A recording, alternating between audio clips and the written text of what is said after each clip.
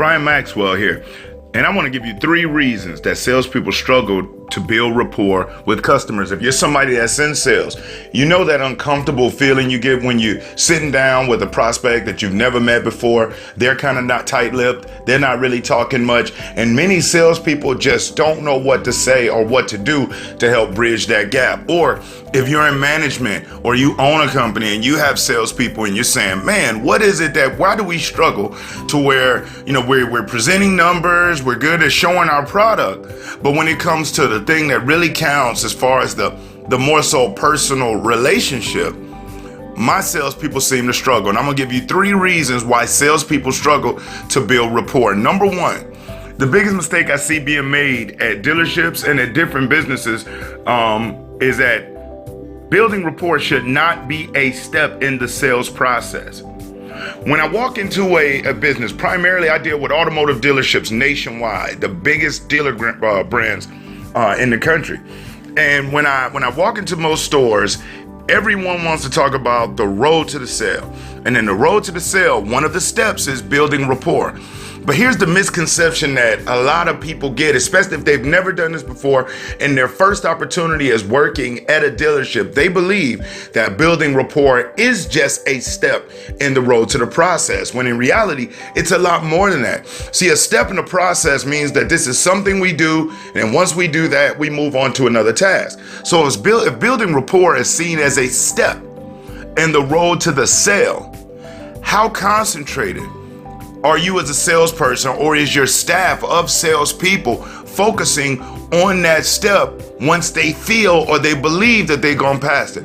So the first mistake made is that rapport is a step in the road to the sale, and it's not. It should never be included as a step in the road to the sale. Now, if we're talking about qualifying, we're talking about greeting and qualifying and information gathering and presenting a product, maybe a demo.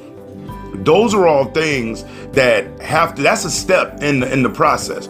But rapport is not just a step, and I'll tell you why here in a second. But number 2, the reason why people struggle at building rapport, because they fail to realize, or should I say, maybe they haven't been shown or educated in the fact that this is bigger than just making one deal today, one sale. The objective should be to help this person make a buying decision, and then to help their friends, help their family members, help their family members' friends. But this isn't done by just some one-time greeting in business. Then the next time we speak is when I'm calling you, asking if you want to buy something from me again, or if I'm just calling you, asking if you want to send me people. That is bigger than that. And the reason why getting referrals, people struggle at getting referrals, is because of just that. They make a sale to a customer. Customer comes in and buys a vehicle or buys a product or whatever kind it is. They're smiling, they're happy with the person, but the moment that they sign that agreement, before the ink is even dry, they're doing everything they can to get away from it. Then 6 months, a year, 2 years, or 3 years go by. Next thing you know, we're looking to try to generate some business. I know what I'll do. I'll call that old customer that I sold a couple of months ago, a year ago, 2 years ago. They'll be happy to hear from me. With everything happening in their day-to-day life, they've forgotten that you even existed. Or if they do remember dealing with you, there's a strong chance they may have forgot the individual's name. Why? Because there's been no communication. I mean, people can be introduced to somebody and forget the name in 30 seconds. Put 6 months, a year, 2 years, 3 years on that, and you get where I'm going with this. So building rapport is in it for the long term. I like to tell people it's not a one-night stand. It's a long-term relationship.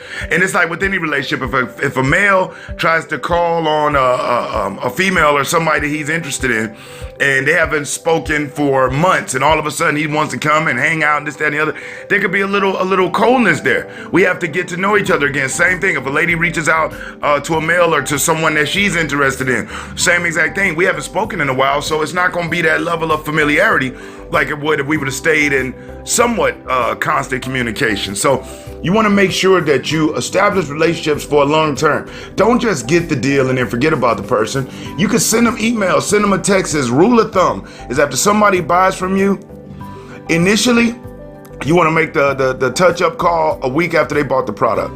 After that, a month.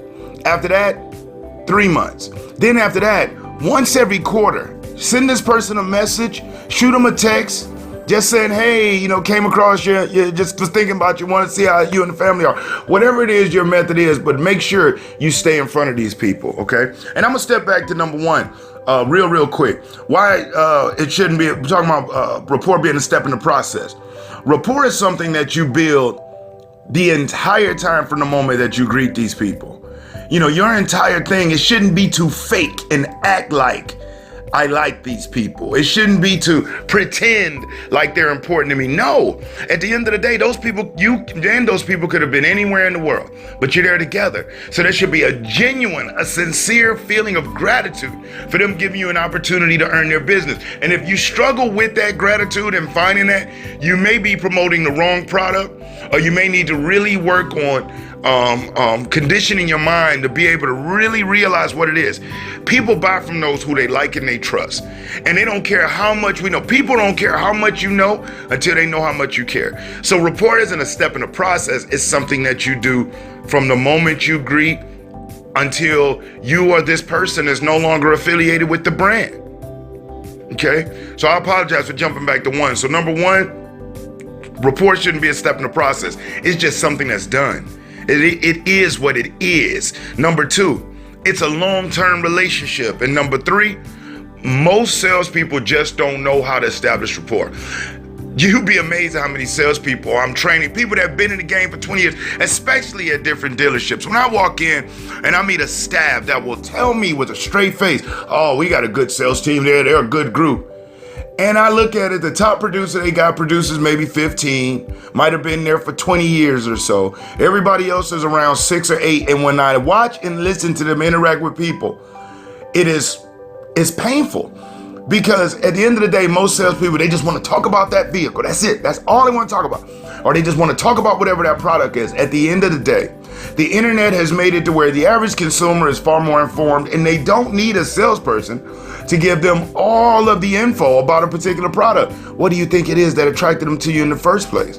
What they're looking for is who's earned the right for me to give them my business. They went into that job and worked for 40, 50, 60 hours for every week. They've earned their money. Now that they want to invest in themselves and they want to splurge, who has earned the right for me to part with this that I've worked so hard to get?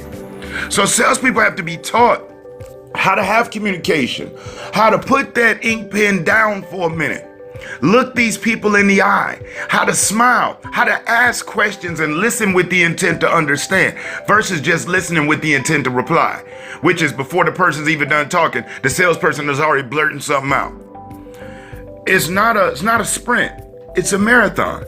And you don't get any brownie points by going super fast and speeding everything up. And if you believe in your mind, oh, they don't want to sit up and talk to me, you're wrong. You're wrong. They want to know how much you know. You're the expert, regardless if you've been there 1 day, 1 year, or 20 years. When they walk into that establishment, they don't know you.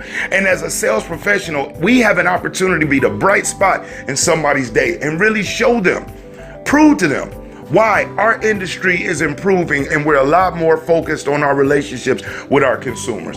And it comes through rapport. So rapport is not a step in the process. Rapport is something that is done nonstop. Whenever you meet someone, your attempt to build a relationship with that person builds from then on. So as you go through your steps in your process, or you go through the road to the sale, always remember that building relationships is it is incorporated in each and every step as you progress these prospects down the process pathway.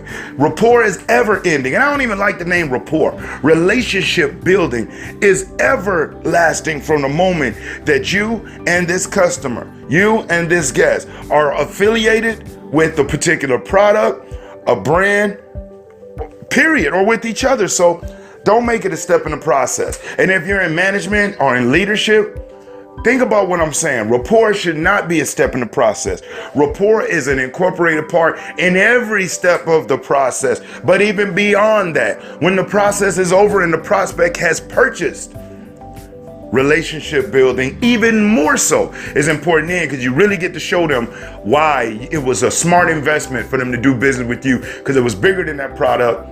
It was all about them. All right. So make sure you remember, focus on relationship building as opposed to having rapport as a step in the process. If you do this, your team will perform better. You will perform better. And at the end of the day, don't we all just want to have more fun, help people, and make money?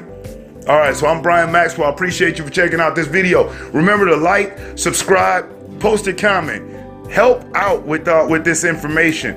Like it and click share. It takes the same effort to click share as it does to hit click like and subscribe. Follow me. So I appreciate you checking it out, and I look forward to seeing you at the dealership.